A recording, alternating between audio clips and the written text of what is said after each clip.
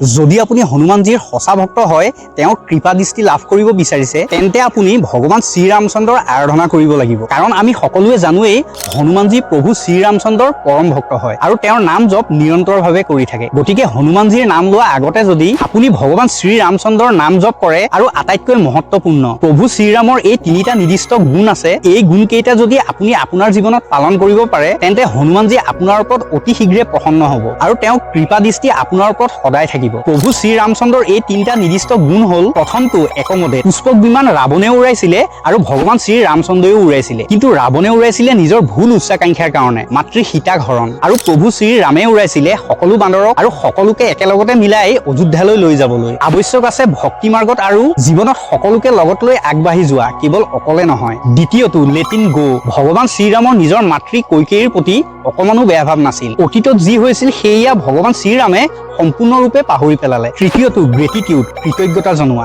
যেতিয়া প্ৰভু শ্ৰীৰামৰ ৰাজ্য অভিষেক হৈ আছিলে, তেতিয়া মাতৃ সীতাই জটায়ু পক্ষীৰ কথা ভাবি কান্দিছিলে, কাৰণ জটায়ু পক্ষীয়ে নিজৰ প্ৰাণ ত্যাগ কৰিছিলে মাতৃ সীতাক ৰক্ষা কৰিবলৈ। আপোনাৰ বাবেও যিসকলে ত্যাগ কৰিছে নিজৰ জীৱনত, তেওঁক কেতিয়াও নাপাহৰিব আৰু তেওঁক সদায় কৃতজ্ঞতা জনাব। আৰু চতুৰ্থটো নো গচিপ। প্ৰভু শ্ৰীৰামে অনৰ্থক কথা আৰু পৰৰ ব্যৰ্থ সমালোচনাৰ পৰা সদায় দূৰত আছিলে। তেওঁৰ নিজৰ সীমালৈও কেতিয়াও এনেকুৱা মানুহক আহিব নিদিছিলে যি এনেকুৱা অনৰ্থক কথা আৰু পৰৰ ব্যৰ্থ সমালোচনা কৰে। সেয়েহে স্বাভাৱিকতে তেওঁ অসামাজিক তত্ত্ব আৰু সময় নষ্ট কৰা তত্ত্বৰ পৰা দূৰত থাকিছিল। ছচিয়েল মিডিয়াৰ যুগত আমিও এইটো কৰাৰ আৱশ্যকতা আছে। আৰু লগতে ওম শ্ৰী ৰামায় নমঃ এই মন্ত্ৰ ভগৱান শ্ৰীৰামৰ ফটো বা মূৰ্তিৰ আগত 11 বাৰ বা 21 বাৰ প্ৰকৃত ভাৱ আৰু ভক্তিৰে প্ৰতিদিনে জপ কৰিব। এই মন্ত্ৰ ভগৱান শ্ৰীৰামৰ শক্তিশালী মন্ত্ৰ হয়। আৰু লগতে হনুমান চালিচা পাঠ কৰক। প্ৰতিদিনে পাঠ কৰিব নোৱাৰিলেও শনিবাৰ আৰু মঙলবাৰে নিশ্চয় পাঠ কৰক, আৰু তাৰ পাছত চাব আপোনাৰ জীৱনত চলি থকা সকলো বিপদ বিঘিনি লাহে লাহে দূৰ হবলৈ ধৰিব আৰু প্ৰতিটো কৰ্মতে সাৰ্থকতা লাভ কৰিব।